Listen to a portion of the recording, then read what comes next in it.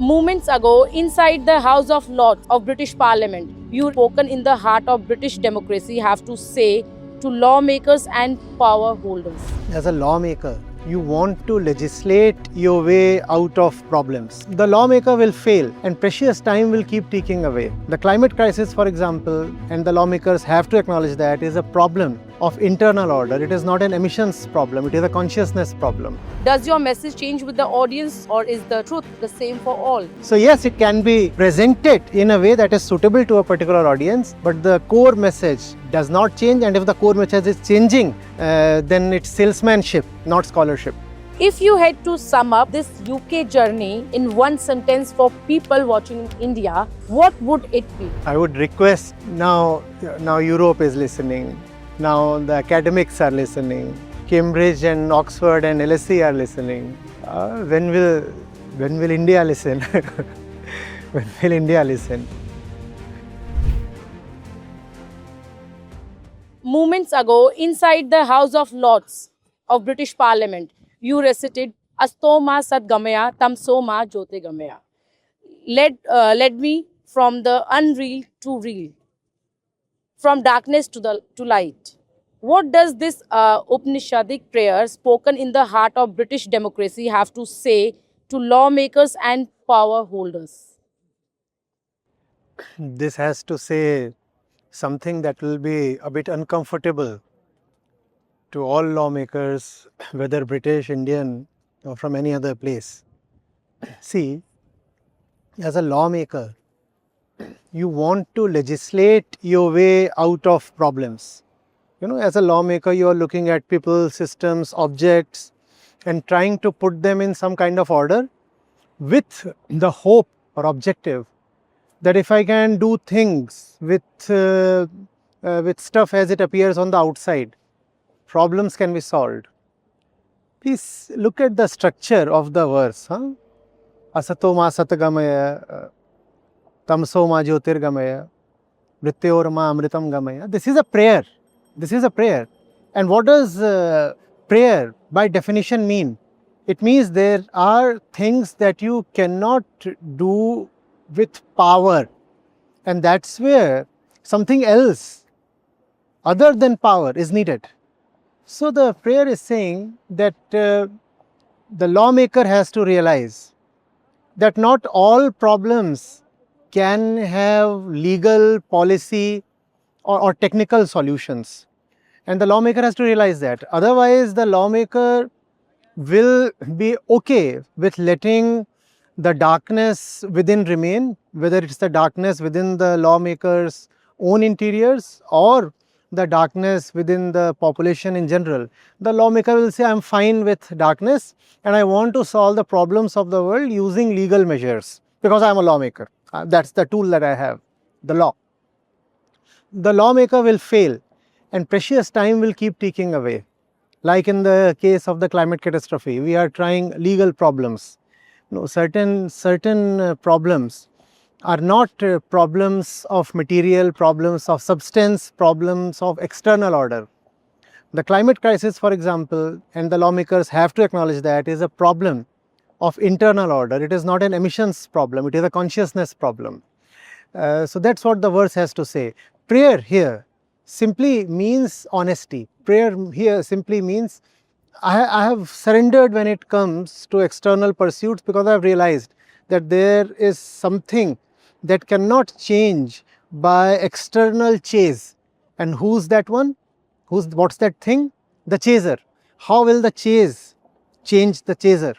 So for this chaser to change, and this chaser is at the center of the most critical problems facing mankind today, for the chaser to change, what we need is prayerful intent, honesty. And that's what I hope the lawmakers all over realize. Cambridge, Oxford, and now British Parliament. Scholars, students, and legislators. So you have been addressing them all. Does your message change with the audience, or is the truth the same for all? It does and it does not. So it's a beautiful evening in London, right? This movement. Does the sun change for different places, different people, different countries, different races, different ethnicities, or different campuses, or different parliaments? No, the sun does not change. But yes, the clouds do change, and the weather changes, and the time of the day keeps changing. The truth is all right with changing costumes, because no costume can touch the truth. So when I speak to people at different places, people of from different backgrounds, I, I I realize they come from different contexts, so I change the words. At Cambridge, for example, they were all coming from a background of logic. Professors of philosophy, professors who were doing research towards sustainable living. So I could speak to them the language of logic. There are other audiences, and I speak to them in different in different registers, sometimes in different emotional registers as well, and obviously in different languages. So all that keeps changing, but the truth cannot change. See, the truth is not a product that I can redesign differently for different markets. The truth, by definition, is that which is unchangeable and untouchable. So yes, it can be, and it has to be presented in a way that is suitable to a particular audience, but the core message does not change, and if the core message is changing, then it's salesmanship, not scholarship. In the next few days, you will sit with leading Western minds, a London School of Economics philosopher, a Cambridge Harvard biologist who once dialogued with J. Krishnamurti, and David Bohm as well, and a Harvard psychologist. Where do Western science, philosophy, and Vedanta meet? In one single question, for whom? For whom?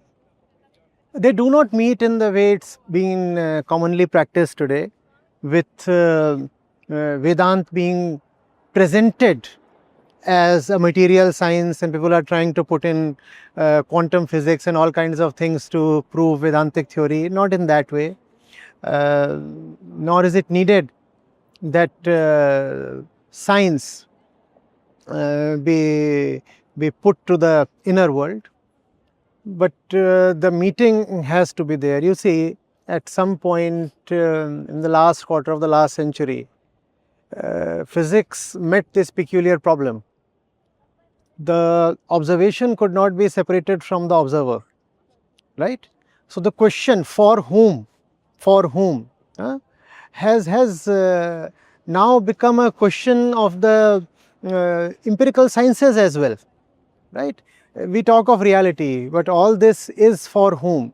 Is this an objective truth in itself? Science takes all this as an objective truth. Vedanta asks the question, no, no, no, no, no. All this appears to you, so therefore all this is for you. But are you real? If that is something that you experience, and that is something that appears to be real only by the dint of your verification, first of all, is the verifier real? How do you know that the experiencer is real? So that is where science and Vedanta have to meet. Science talks about the objects, and Vedanta goes into the subject that is experiencing all the objects. And you cannot have an honest study into the objects without considering the subject as well. I cannot know anything out there to be totally real if the only proof that I have is my own experience, and the experiencer has not been tested, right? If I am tipsy, if I am drunk, these can appear to be like 6 or 7 fingers, and that would be a matter of my experience.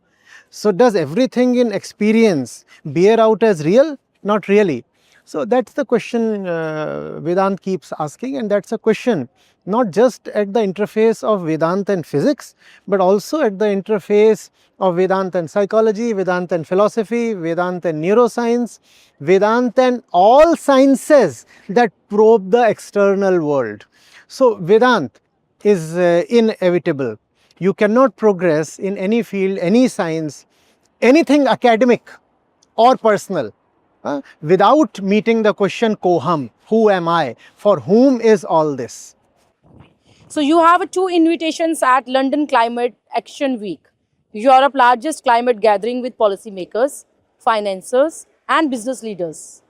At Cambridge, your point that the real climate solution is mass self-education was received remarkably well.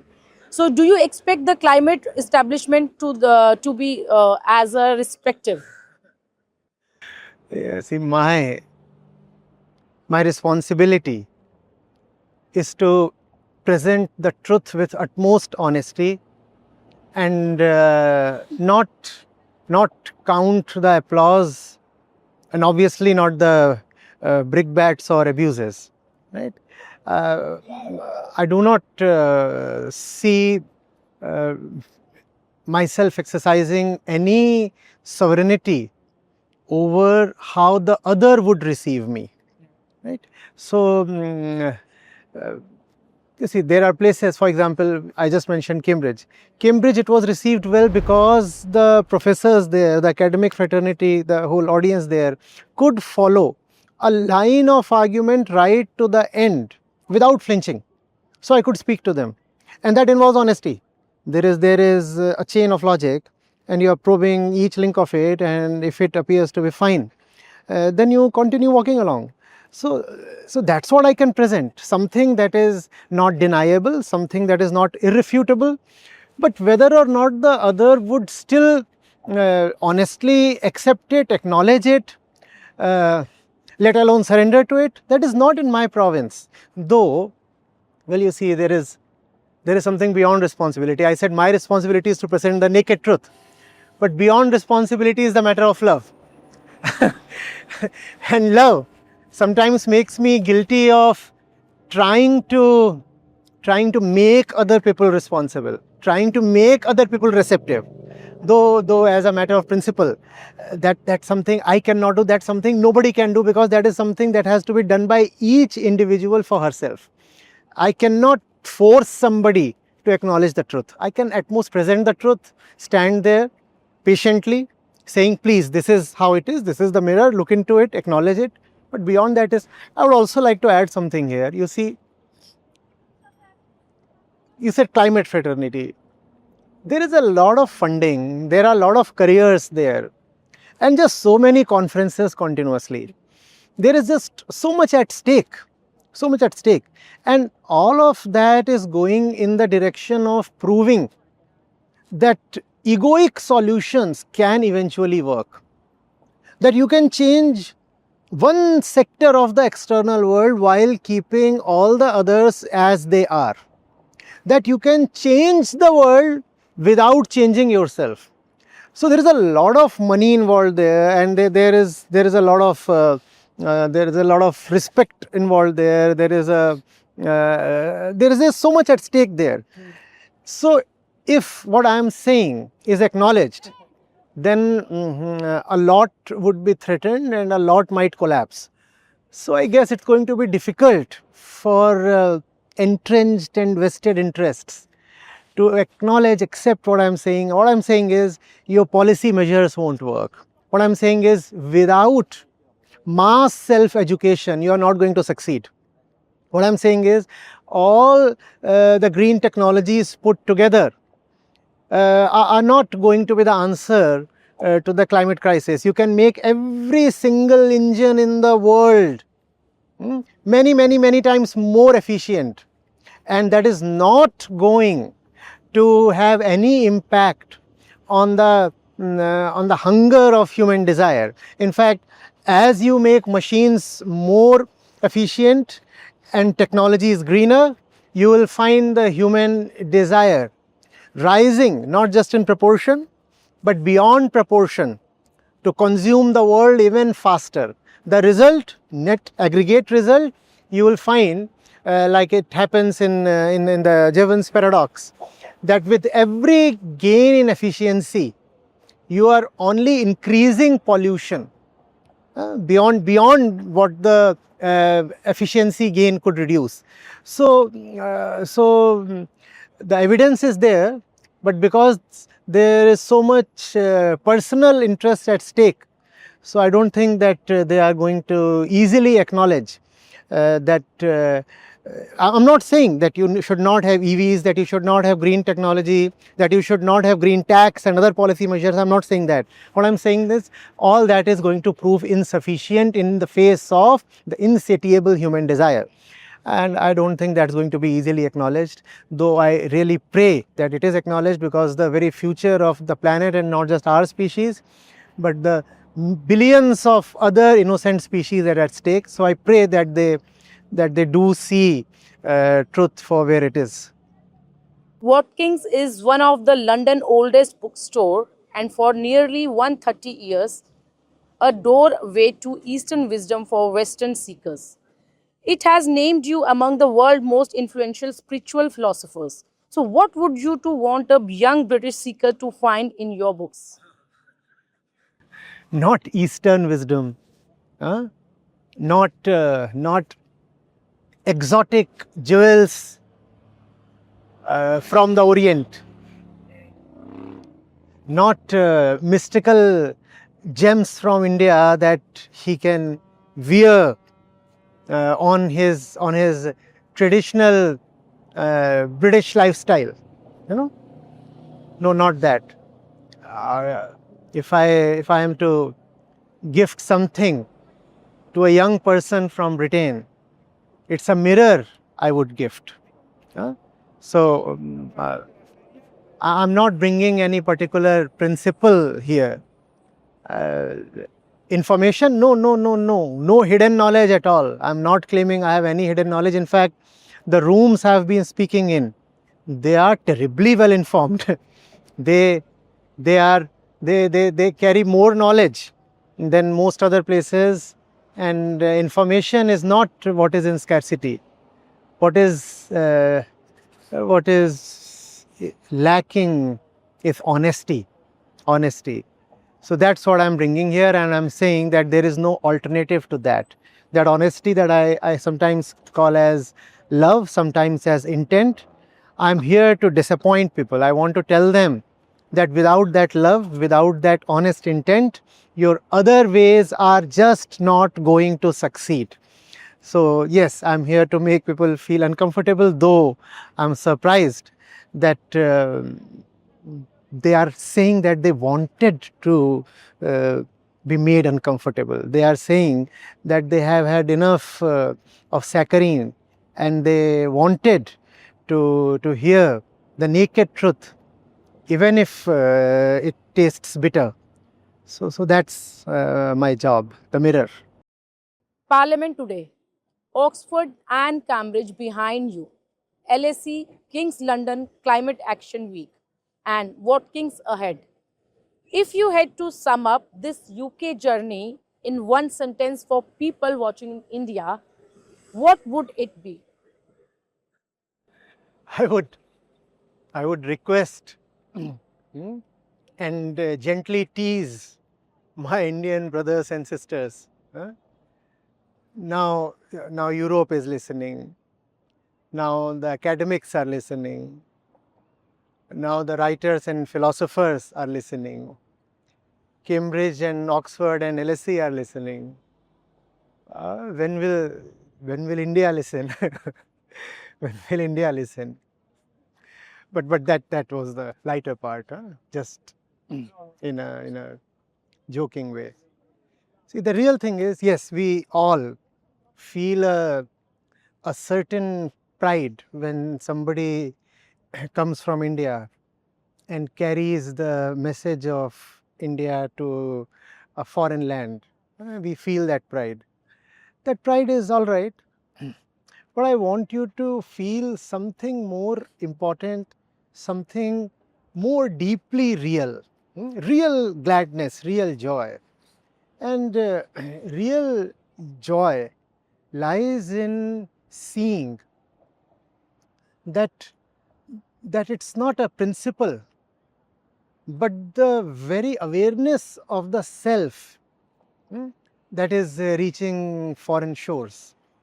It is not about something sectarian. It is something universal that is coming from India and going out to all places. And since it is something universal, Therefore, it dissolves all kinds of narrow divisions. So, I do not want Indians to remain as they are, because you see, when we Indians look at ourselves, often there is a lot of often it's with a lot of distortion in the mirror that we look at ourselves, right? And that includes me as well, right? So we need to look honestly at ourselves, and the things that I am speaking here, we need to ask ourselves, are these things, first of all, being understood by the native land itself? For example, to make it concrete, everywhere I go here in the UK, I speak of the Upanishads, I speak of Vedanta, I speak of Bhagavad Gita. I also speak of my own evolving philosophical framework. So that's fine, that's beautiful. And we do say that the Upanishads and the Gita come from India. But my request is, to what extent does India actually understand Upanishads, Gita, Vedanta, and all the other philosophies, including Buddhism, Jainism, and the hosts of other works that we have had in our land? So it would be a very strange, even absurd situation if, as an Indian, I do not understand my own important works of philosophy, but I rejoice when the same works of philosophy are taught by an Indian at a foreign university. So I taught the Ishavasya Upanishad at Oxford, and India rejoiced. And I want to join the celebration, yes. But along with the celebration also comes the question, yes, here Oxford is understanding the Ishavasya Upanishad, but does India celebrate the Ishavasya equally? Or for us, popular religion has come to mean a lot of simply stories, myths, borrowed principles, beliefs, or do we want to go down to the rigorous philosophy? If we do not do that, we will find that yes, we are celebrating and everybody should be entitled to celebrate, but we will find that the real thing is reaching foreign shores, and they are not just appreciating it, but also imbibing it, also allowing it to penetrate them, and that would change them in return. That's a principle. And India, in spite of being the land where the great works of wisdom and philosophy came from, will find that it has not been able to benefit equally. So that's a situation that I dislike to think of, and I want my country, my land, my Indian brethren to really give credit where it is due. I want India to respect its most important contribution to the world, which is the philosophy of Vedanta. I want India to be honest in looking at itself. The mirror that I talked of with respect to the British boy, India needs that mirror in equal measure. Thank you so much. Just download the Acharya Prashant app, and there you go to the community section, and you have live testimonials streaming in at the rate of 1 every 5 minutes. I'm seeing lives change in thousands, if not millions, every day in front of my own eyes. We are doing it. Right. We have actually done it.